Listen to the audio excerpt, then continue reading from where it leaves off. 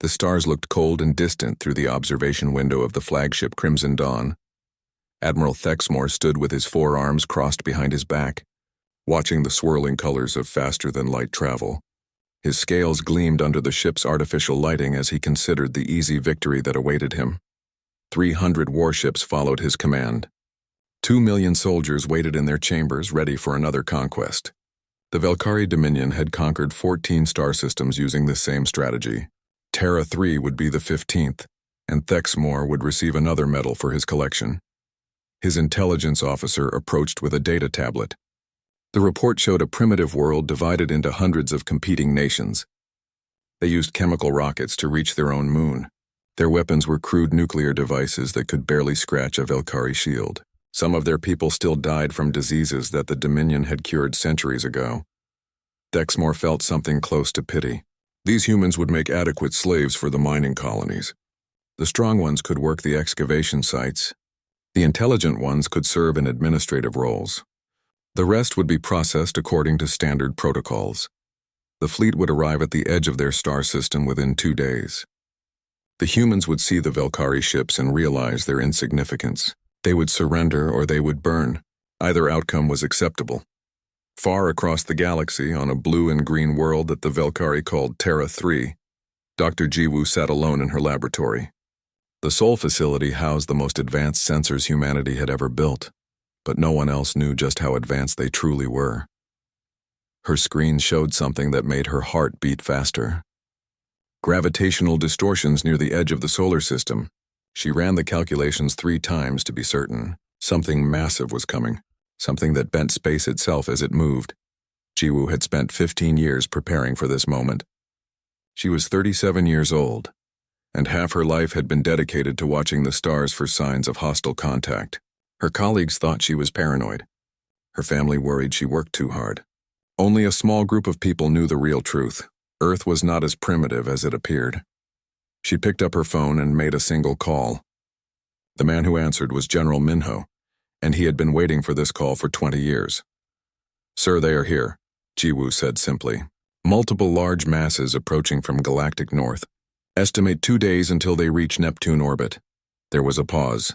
Then Minho's calm voice responded. "Understood. Begin Protocol 7. I will inform the Council."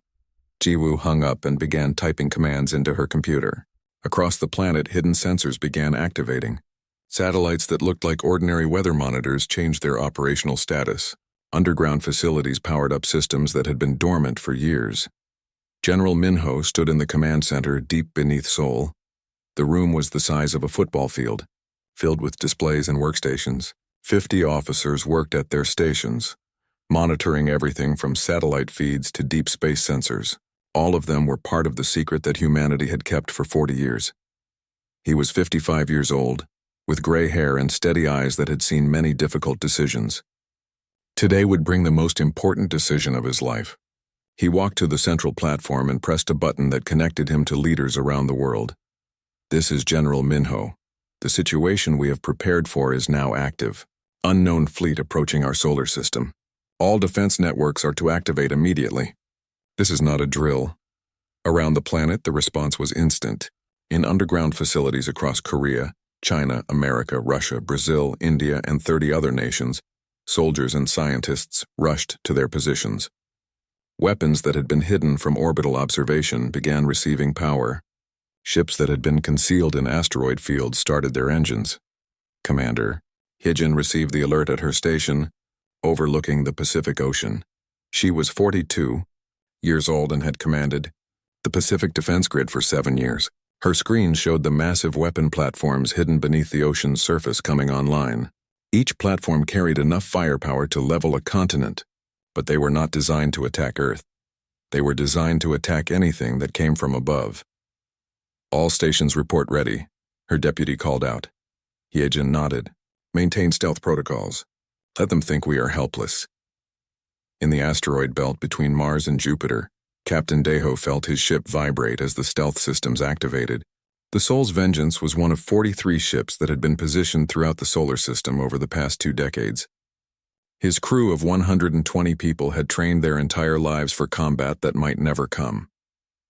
Now it was coming. Daiho was 34 years old, the youngest captain in the Hidden Fleet. He had graduated top of his class from the secret academy on the far side of the moon. His parents thought he worked as a mining engineer. They had no idea their son commanded a warship capable of destroying entire fleets. "Sir, we have the enemy fleet on sensors," his tactical officer reported. "Count as 300 ships." "They are big." Daiho studied the display. The Velkari ships were indeed massive, each one larger than anything humanity had built. But size was not everything. Humanity had learned that lesson well. Continue monitoring. Do not break stealth under any circumstances. Lieutenant Sora commanded the Hangang, defender from her position behind Mars. She was 29 years old and had never seen Earth from space with her own eyes. She had been born on the lunar base and trained in zero gravity her entire life. The Hidden Fleet was all she knew. Her ship and 20 others like it waited in the shadow of the Red Planet. They would be the visible force, the ships that the enemy would see and target. What the enemy would not see were the other weapons waiting for them. "How long until they arrive?" she asked her navigation officer. 47 hours at current speed." Sora nodded and settled into her command chair. 47 hours to wait, 47 hours to prepare. Then they would see if humanity's 4 decades of secret preparation had been enough.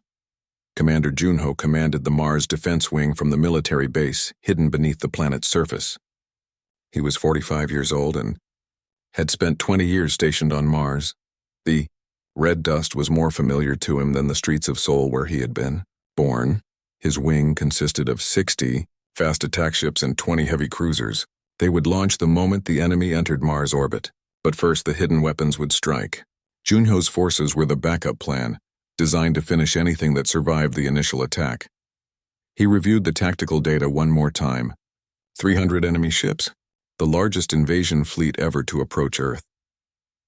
The Velkari did not know they were walking into a trap that had been prepared for decades. Back in Seoul, Dr. Jiwoo watched her screens as more data came in. The enemy fleet was slowing down as it approached Neptune. They were being careful, scanning ahead for defenses. They would find nothing. Humanity had made sure of that. She thought about all the years of work, all the scientists who had given their lives to build the weapons, all the soldiers who had trained in secret, all the families who had lied to their loved ones about what they really did. General Minho appeared on her screen. "Are you ready, Doctor?" Jiwoo nodded. "The calculations are complete. When they cross the Mars boundary, we will be ready." "Good. This is what we built everything for. Let's show them that humanity is not prey." The Velkari fleet continued its approach, confident in their superiority. Admiral Thexmore prepared his victory speech. His soldiers cleaned their weapons. His pilots ran final checks on their invasion craft. None of them knew that in less than 2 days they would all be dead. The gathering storm was about to break, and humanity was ready. The Velkari fleet emerged from faster-than-light travel like predators stepping into an arena. 300 ships materialized near Neptune's orbit, their hulls gleaming in the distant sunlight. Admiral Thexmore watched the blue planet in the distance, the third world from the local star, and smiled with satisfaction. His communications officer began broadcasting the standard message. It had been translated into 17 human languages. Pulled from the radio signals the primitive species had been carelessly spraying into space for decades. The message was simple and had worked on 42 previous conquests. "Attention, primitive species. You are hereby claimed by the Velkari Dominion. Surrender all military assets immediately.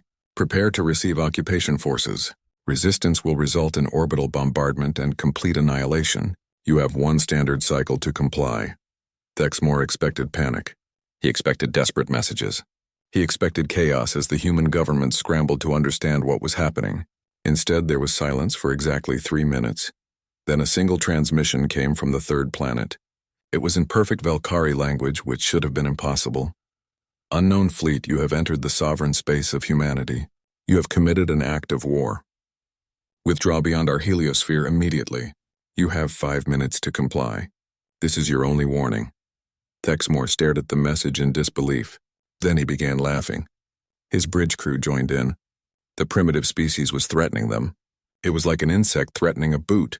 "Send another message," Thexmore ordered. "Tell them we will begin bombardment of their largest cities in 2 cycles unless they surrender." Perhaps they need to see we are serious. In the Seoul Command Center, General Minho watched the alien response with cold eyes. The room was silent as death. Every officer present knew what was coming next. They had trained for this. They had prepared for this. Now it was time to execute. They rejected our warning, Minho said calmly. All forces, you are weapons free. Execute Defense Protocol Omega. Commander Hyojin received the order at her station. Her fingers moved across the controls with practiced precision. Pacific Grid to all stations. Launch authorization confirmed. Fire on my mark, she took one breath. Then another. Then she pressed the button that would change human history forever. Captain Daeho felt his ship shudder as the stealth field dropped. All around him in the asteroid belt, 42 other ships decloaked simultaneously.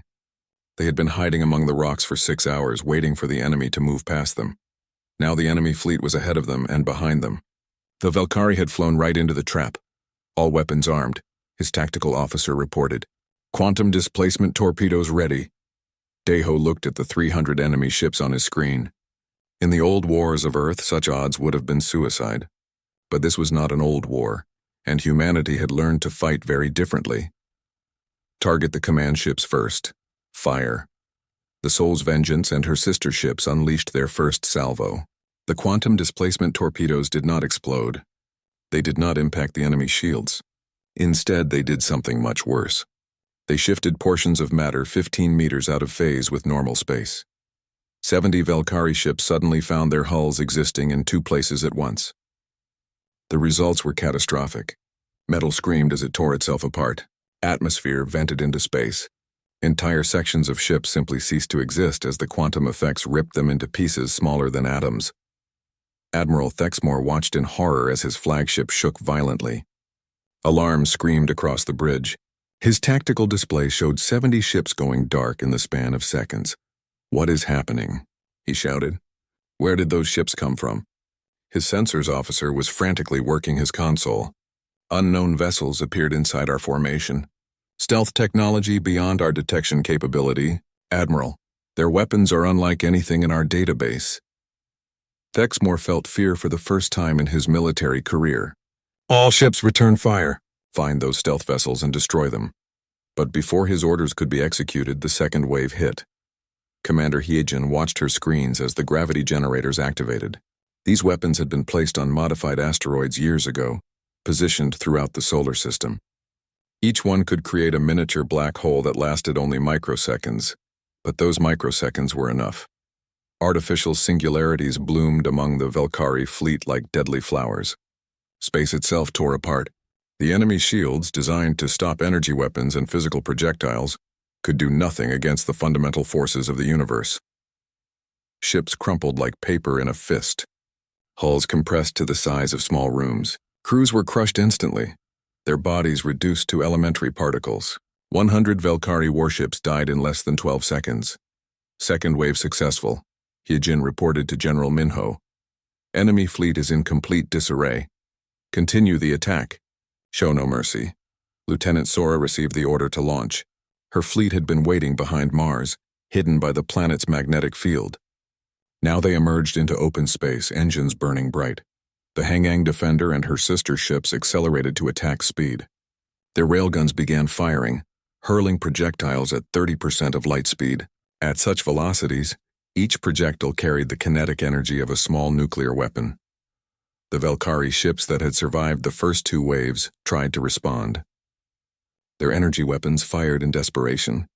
Their missiles launched in swarms, but they were too slow, too disorganized, and too shocked to mount an effective defense. Sora's tactical display showed the railgun strikes hitting home. The enemy command ships were priority targets. Admiral Thexmore's flagship, the Crimson Dawn, took 17 direct hits in 3 seconds. The bridge vaporized. The admiral died before his brain could process what was happening. All command vessels destroyed, Sora reported. Enemy fleet has no coordination, but humanity was not finished.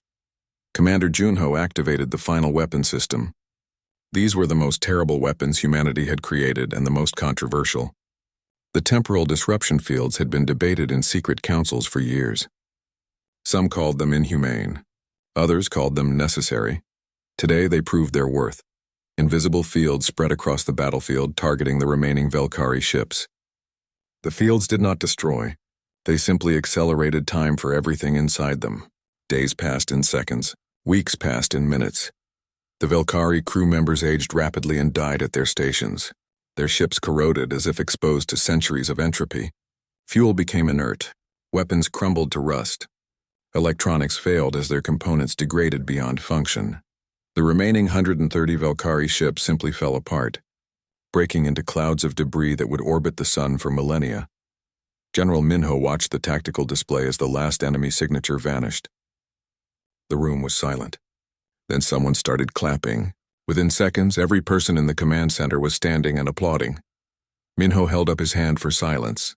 The battle is won, but the war may just be beginning. Dr. Jiwoo scanned the entire solar system. Make sure there are no more surprises.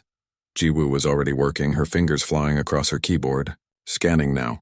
No additional contacts. The enemy fleet is completely destroyed. All 300 ships.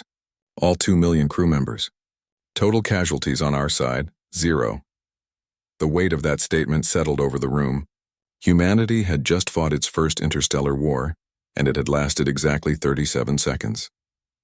An entire invasion fleet had been erased from existence before they even understood what was attacking them. Captain Deho stood on his bridge, looking at the debris field that had been an enemy fleet moments ago. His hands were shaking slightly. He had trained for combat his entire life, but the reality was different from the simulations. "Sir, what are your orders?" his first officer asked. Deho took a breath and steadied himself. "Begin recovery operations. I want every piece of enemy technology collected and analyzed. We need to understand who they were and where they came from."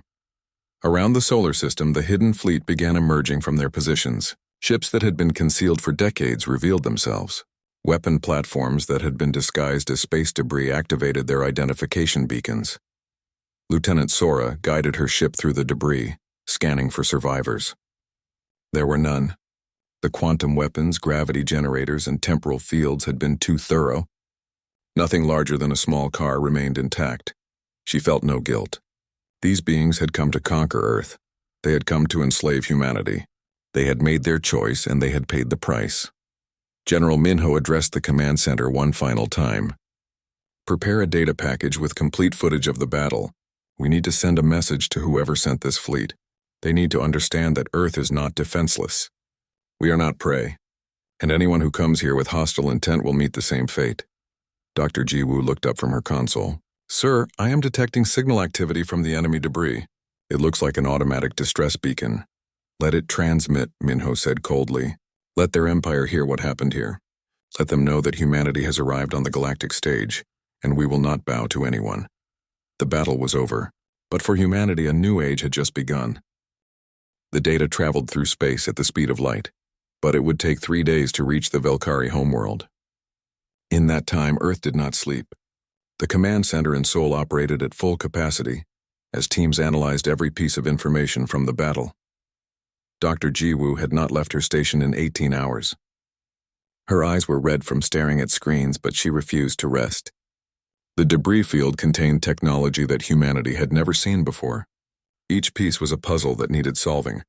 "General, I have something," she called out. Minho walked to her station. He looked tired but alert. Command in wartime meant no rest until the threat was completely understood. "What did you find?" Jiwoo pulled up a holographic display. "The enemy faster than light drives. I have been analyzing the remains.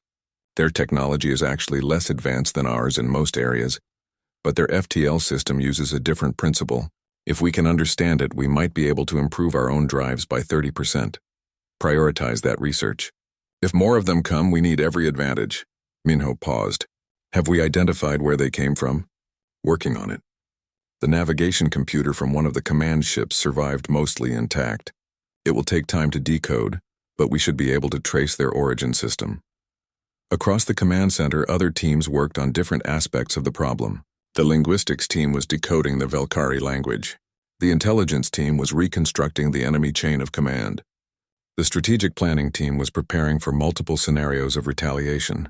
Commander Hyejin coordinated the cleanup operations. Thousands of pieces of debris were being collected by specialized recovery ships. Some fragments were still dangerous, containing unstable power sources or active weapons. Her crews worked carefully, using remote drones for the most hazardous materials. Grid 6 reporting. A voice came through her headset. We found something interesting. It looks like a data core from one of their troop transports, mostly intact. Secure it and bring it to the Soul Analysis Facility. Mark it Priority 1. Captain Dayho brought his ship back to the lunar base for the first time in 6 months. The hidden base on the far side of the moon had been his home for years, but he had never been so glad to see it. His crew was exhausted but proud. As he walked through the corridors, other personnel stopped to salute or shake his hand. The Soul's vengeance had fired the first shots of the battle. His crew had opened the attack that saved Earth, but Dayho felt no pride, only relief. They had won, but it could have gone differently. If the enemy had been more advanced, if they had detected the hidden fleet, if any one of 1,000 things had gone wrong, Earth might be burning now. He made his way to the debriefing room where other ship captains were gathering. Lieutenant Sora was already there, along with a dozen others. They all wore the same expression. Tired soldiers who knew their job was far from over. Commander Junho joined the meeting via video link from Mars. His face showed the red dust of the planet still clinging to his uniform. My teams are analyzing the temporal weapon effects. Some of the enemy debris aged over 10,000 years in those 37 seconds. The calculations were perfect. Too perfect, Captain Dayho said quietly. We cannot afford to be overconfident. We barely know anything about this enemy or who else is out there. The room fell silent. They all knew he was right. Victory in one battle did not mean victory in a war, and they had just announced their presence to a hostile galaxy. 3 days after the battle, the message reached the Velkari homeworld. The Dominion's capital city spread across an entire continent, home to 8 billion beings who had never known defeat. The Council of 5 High Lords gathered in their central chamber. They had received the distress beacon from the 7th Fleet, but the signal had been weak and garbled. They expected news of victory and a request for occupation forces. Instead, they watched in horrified silence as the human transmission played. The holographic display showed the complete destruction of their fleet from multiple angles. Every ship being torn apart, every weapon failing, every soldier dying. The footage had been slowed down to show every detail. Then General Minho's face appeared, speaking in perfect Velkari. This is humanity. You sent 300 ships to conquer our world. We destroyed all of them in 37 seconds. Your admiral demanded our surrender. Instead, we offer you a lesson. We are not prey. We are not slaves. We are humans, and we will defend our home with absolute force. Dr. Jiwoo appeared next, her voice calm and professional. For your educational benefit, we are providing technical specifications of the weapons used against your fleet. The display showed detailed schematics of the quantum displacement torpedoes, the gravity generators, and the temporal disruption fields. The High Lords stared in shock as they realized the truth. This species they had thought primitive possessed technology hundreds of years beyond the Dominion. The Velkari had ruled their region of space for centuries, but now they had encountered something they did not understand. The transmission continued with a new face. Ambassador Minji was a woman of 40 years, who had spent her career in secret diplomatic training. She had prepared for first contact scenarios, though she had hoped they would be peaceful. The Velkari Dominion now faces a choice, she said. You may withdraw all military forces to your core systems and cease expansion activities. In exchange, humanity will share limited technology and open peaceful trade. Or you may attempt revenge and we will dismantle your empire world by world. You have 30 Earth days to respond. The transmission ended. The council chamber remained silent for a long moment. Finally, the First Lord spoke. How is this possible? Our intelligence said they were primitive.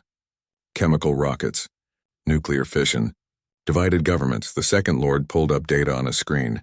They have been hiding their true capabilities. Everything we saw was what they wanted us to see. While we watched their primitive surface activities, they were building advanced weapons in secret. We must retaliate, the Third Lord said angrily. We cannot allow such humiliation to stand. Send the First, Second, and Third Fleets. 900 ships will overwhelm them. But the Fourth Lord, the oldest and most experienced, shook his head. Did you not see what their weapons did? 900 ships will die as easily as 300. Perhaps more easily because now they know we are coming. Then what do you suggest? The Fifth Lord asked. I suggest we accept their terms. We have been arrogant for too long. We assumed we were the apex predators of this galaxy. We were wrong. Better to make peace with the humans than to be destroyed by them. The debate continued for hours. Some wanted war. Some wanted peace. But slowly, reluctantly, they came to understand that they had no choice. The Seventh Fleet had been their most powerful force, equipped with their best technology. It had been erased in seconds. Humanity had proven they could destroy the Dominion if they chose to. The only question was whether the Dominion would force them to make that choice. Back on Earth, the revelation of the secret defense program had become public knowledge. For 40 years, the greatest minds of humanity had worked in darkness, building weapons and ships that the public never knew existed. Now the truth was out, and the world celebrated. Chief Engineer Young-ho addressed the United Nations Assembly. He was 62 years old and had spent 30 years developing the weapons that saved Earth. His hair had gone white from stress, but his eyes were bright with vindication. We knew this day would come, he told the gathered delegates. 40 years ago, we detected signs of hostile civilizations beyond our solar system. We made a choice then. We could hope for peace while preparing for war, or we could remain defenseless and pray we would be left alone. We chose preparation. The assembly hall erupted in applause. Every nation had contributed to the secret program. Korean scientists had led the theoretical research. American engineers had built the ships. Russian military strategists had planned the tactics. Chinese manufacturers had produced the weapons. It had been humanity's greatest cooperative effort.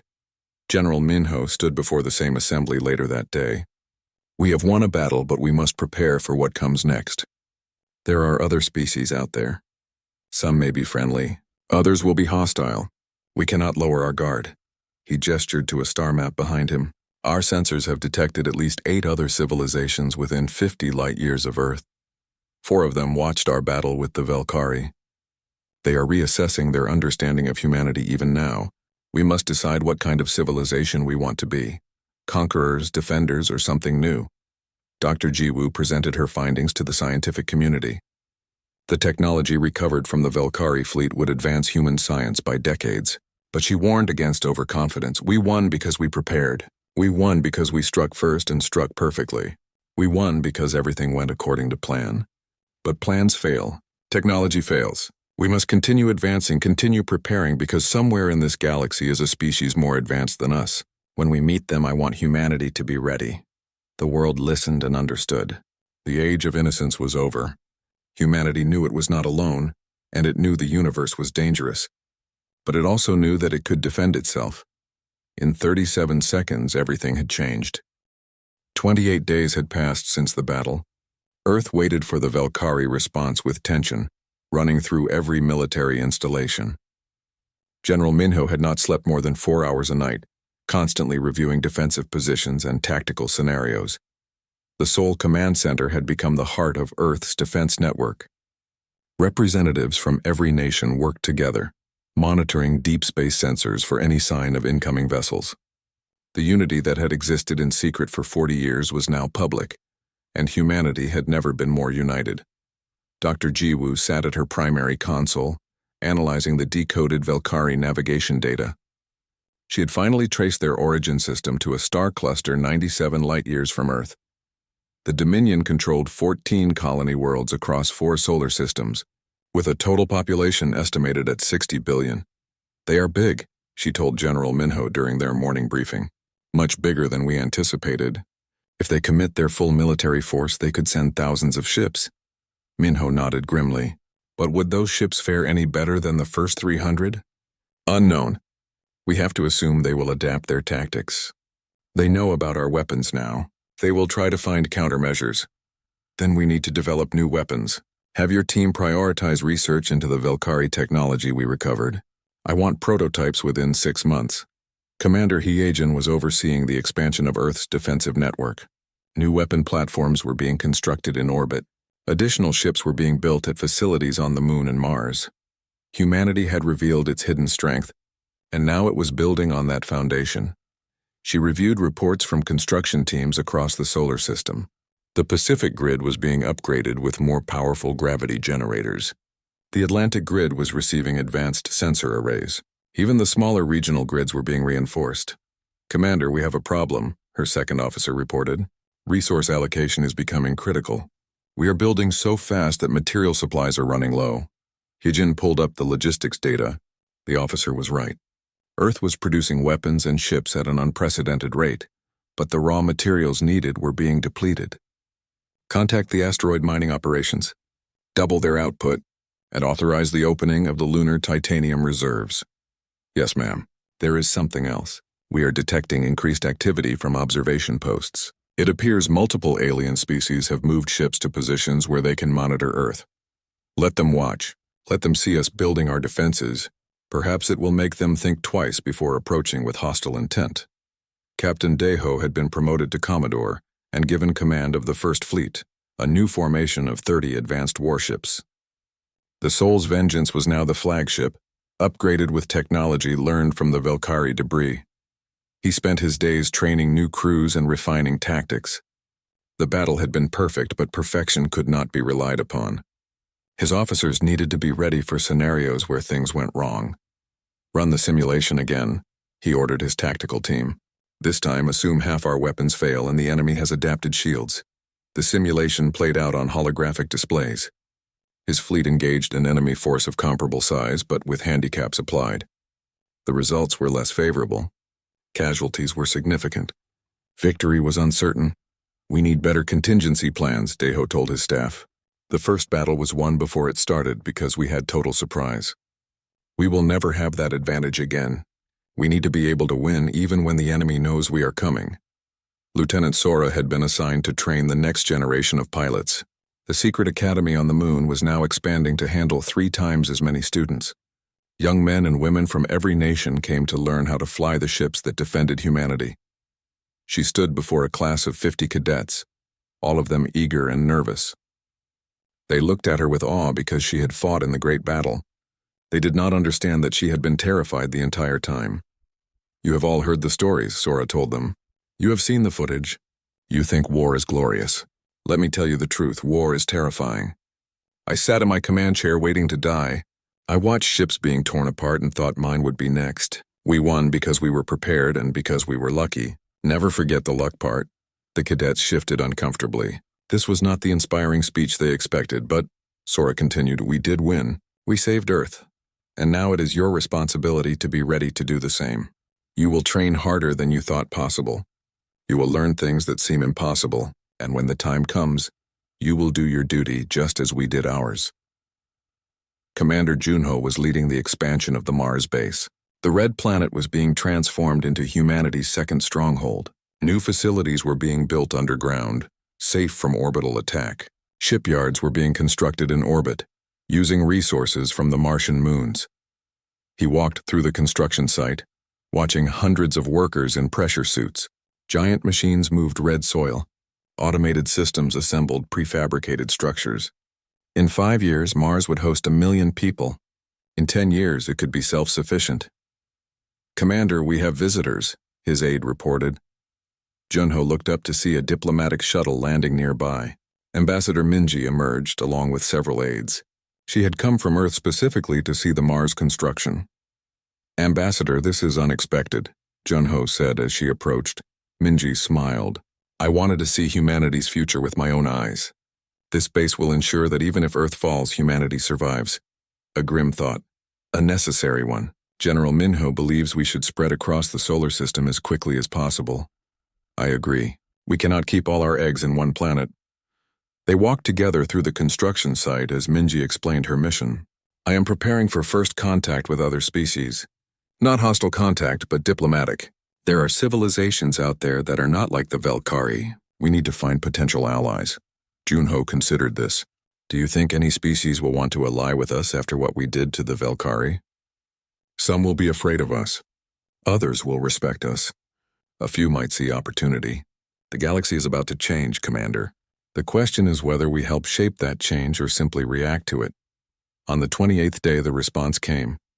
Dr. Jiwoo detected the transmission first. It was a tight beam communication from the direction of the Velkari home system, encrypted with a code that had been included in the original ultimatum Earth had sent. General, we are receiving a transmission. It is definitely from the Velkari Dominion. The command center went silent as Minho ordered the message decrypted and displayed. Every screen showed the same image. A Velkari elder in ornate robes, his scales showing the marks of age and authority. "I am High Lord Vexthar, first voice of the Velkari Council," the message began. "On behalf of the Dominion, I acknowledge receipt of your terms. After careful consideration and much debate, the Council has decided to accept your offer of peace." A collective exhale went through the command center. Earth had been preparing for war, and peace felt almost anticlimactic. The High Lord continued. "We underestimated your civilization. This was arrogant and foolish. 300 ships and 2 million beings died because of our assumptions. We do not wish to lose more. The Velkari Dominion formally withdraws all military expeditions beyond our core systems. We request the opening of diplomatic channels and the exchange of ambassadors." The message included coordinates for a neutral meeting location and proposed dates for initial talks. It was everything Earth had asked for, granted without resistance or demands. General Minho watched the message 3 times before speaking. They folded completely. No posturing, no threats, no attempts to save face. "They are genuinely afraid of us." "Is that good or bad?" Commander Heejin asked. "Both. Fear can lead to peace or it can lead to desperate actions. We must be careful how we proceed." Ambassador Minji was recalled to Earth to prepare for the diplomatic mission. She spent 2 weeks working with linguistic experts, cultural advisors, and military strategists. Meeting the Velkari would be the most important diplomatic event in human history. "Remember," General Minho told her before she departed, "you represent all of humanity. Show strength but also show restraint. Let them know we are not conquerors but also make clear we will not be conquered." The diplomatic ship left Earth orbit with an escort of 6 warships, including the Soul's Vengeance. Captain Deho commanded the escort personally. If the Velkari were planning treachery, they would find humanity ready. But as the days passed and the diplomatic convoy traveled to the meeting coordinates, other events were unfolding. Dr. Jiwoo detected 4 new transmissions from different directions. All of them were first contact messages from species that had been observing Earth. All of them expressed interest in opening communications. "We are suddenly popular," she told Minho. "They watched us destroy the Velkari and now they want to know where they stand with us. Send standard peaceful responses to all of them, but make sure they know we are monitoring their ship movements carefully." Director Taehyung, head of Earth Intelligence Service, provided updated assessments. "We now know of 17 alien civilizations within detection range. 6 were Velkari subject species, now effectively independent after their master's defeat." 5 years had passed since the battle that changed everything. Earth had transformed from an isolated world into a recognized power in the galactic community. The changes were visible everywhere, from the orbital shipyards around the moon, to the growing colony on Mars, to the diplomatic missions traveling between stars. Ambassador Minji stood in the garden of the new Earth Embassy on Kepler Station, a neutral trade hub where dozens of species conducted business. The station orbited a planet that belonged to no one and served everyone. It was the perfect place for humanity to establish its first permanent off-world diplomatic presence. She watched alien beings of various shapes and sizes moving through the market areas below. Some walked on 2 legs, others on 4 or 6. Some breathed oxygen, others required different atmospheres. The diversity of life in the galaxy had astounded everyone when humanity first learned the truth. "Ambassador, the Velkari delegation has arrived," her aide informed her. Minji adjusted her formal diplomatic robes and walked to the meeting chamber. 5 years of negotiations had transformed the relationship between humans and Velkari, from hostile to cautiously cooperative. Trade agreements had been signed.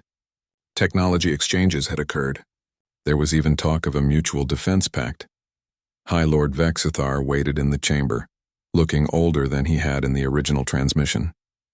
The years of peace had not been easy for the Velkari.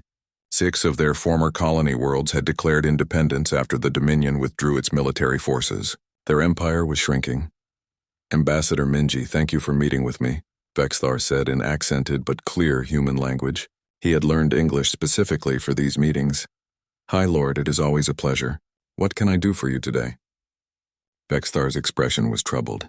"I bring a warning. Our intelligence services have detected movement from the Kethron Collective. They are mobilizing their fleets near the border of what was formerly our space. The Kethron are one of the 7 major powers Director Taehyung identified years ago. Do you believe they pose a threat to Earth? Not directly, but they are expansionist and aggressive. With the Velkari Dominion no longer maintaining order in this region, other powers are moving to fill the void. The Kethron may test humanity's resolve. Minji considered this carefully. Earth had been preparing for such scenarios. I will relay this information to General Minho. Thank you for the warning. There is more. Several former Velkari worlds have requested to join a proposed alliance with Earth. They see humanity as a potential protector, now that the Dominion cannot defend them. This was news Minji had not expected. An alliance? That would be a significant step. These are desperate times, Ambassador. The galaxy is becoming unstable. Small powers need protection from large ones. Humanity has proven capable of providing that protection. Back on Earth, General Minho reviewed the report in his office. The walls were covered with star maps showing known civilizations and their spheres of influence. Red markers indicated potential threats. Blue markers showed friendly contacts. Yellow markers showed unknowns. Dr. Jiwoo entered with her tablet. She was now Chief Scientific Advisor and spent more time in meetings than in laboratories, though she still personally reviewed all important research data. General, I have the latest intelligence from our deep space monitoring network, she said. The Kethron are indeed moving ships. Current count is approximately 400 vessels heading toward formerly Velkari space. 400, more than the Velkari sent against us. Yes, but our intelligence suggests their technology is comparable to what the Velkari had. If they attack us, we can defeat them. The question is whether we should allow them to conquer former Velkari worlds without response. Minho stood and walked to the star map. 5 years ago, we had one goal: defend Earth. Now we are being asked to defend others. Are we ready for that responsibility? The people we have been helping think so. 6 former Velkari colonies have formally requested Earth's protection. They offer resources, strategic locations, and political support in exchange for military guarantees. What does Ambassador Minji recommend? She believes we should accept. She argues that being a galactic power means having interests beyond our solar system. If we hide behind our defenses and let others be conquered, eventually we will stand alone against multiple hostile empires. Minho knew she was right, but the decision weighed heavily. Accepting these colonies under Earth's protection meant committing to defend them. It meant potentially going to war far from home. It meant becoming what they had sworn not to be, an interstellar power projecting force across space. Commander Hye-jin entered the office without knocking, which meant something urgent had happened. General, we have a situation. The Kethron have attacked one of the former Velkari colonies, the planet Talos 4. 300,000 beings live there. They are requesting immediate assistance under the mutual defense protocols that Ambassador Minji has been negotiating. How long until our nearest ships can reach them? Commodore Daeho's first fleet is 6 hours away. But we have not formally accepted Talos 4 into our protection agreement yet. Minho made his decision instantly.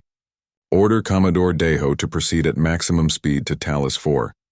Transmit a message to the Kethron. Any further hostile action against Talos 4 will be considered an act of war against Earth. And get Ambassador Minji on a secure channel. Tell her to formalize the protection agreements immediately. Commodore Daeho received the order aboard the Soul's Vengeance, now refitted with upgraded weapons and shields. His first fleet consisted of 30 ships, each crewed by experienced officers who had trained relentlessly for 5 years. All ships. This is Commodore Daeho. We are proceeding to Talos 4 at emergency speed. The Kethron have initiated hostile action against a civilian population. Our mission is to stop them. Prepare for combat operations. His tactical officer pulled up data on the Kethron forces.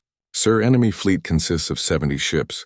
They are in orbit conducting a planetary bombardment. Civilian casualties are mounting. Daeho felt cold anger. This was different from fighting the Velkari, who had been coming to attack Earth. These Kethron were attacking civilians who had asked for help. Estimate time to engagement? 5 hours and 42 minutes. Plot an approach that brings us in behind their formation. I want to use their own ships as cover when we decloak. Lieutenant Sora commanded one of the escort destroyers in the fleet. She had continued her career after the battle, rising through ranks on merit. At 34 years old, she was one of the youngest ship commanders in service. All weapons ready, her tactical officer reported. Quantum displacement torpedoes loaded.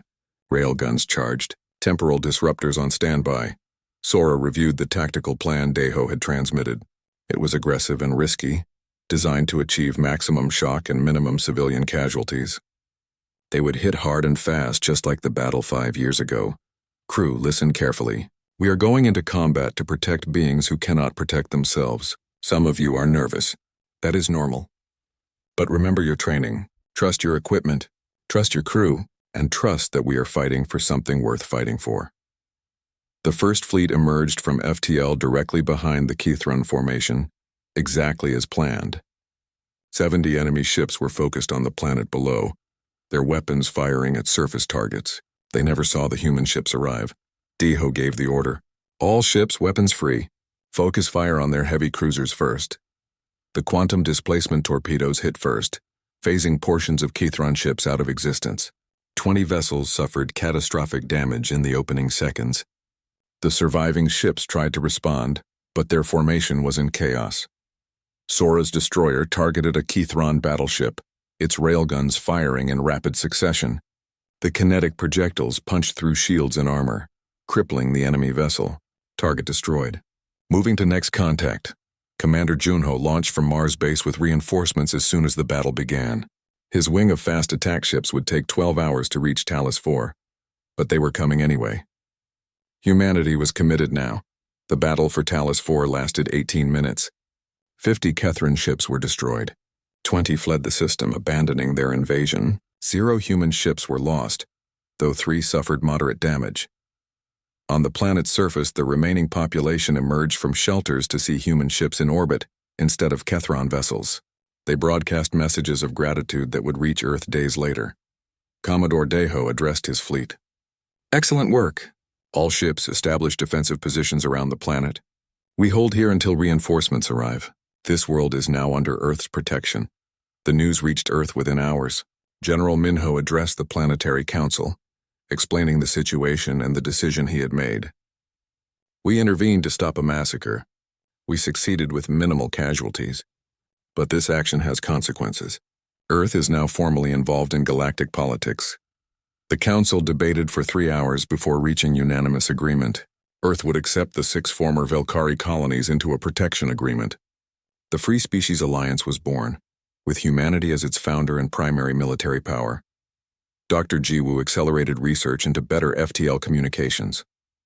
If Earth was going to defend multiple worlds, they needed faster coordination between systems.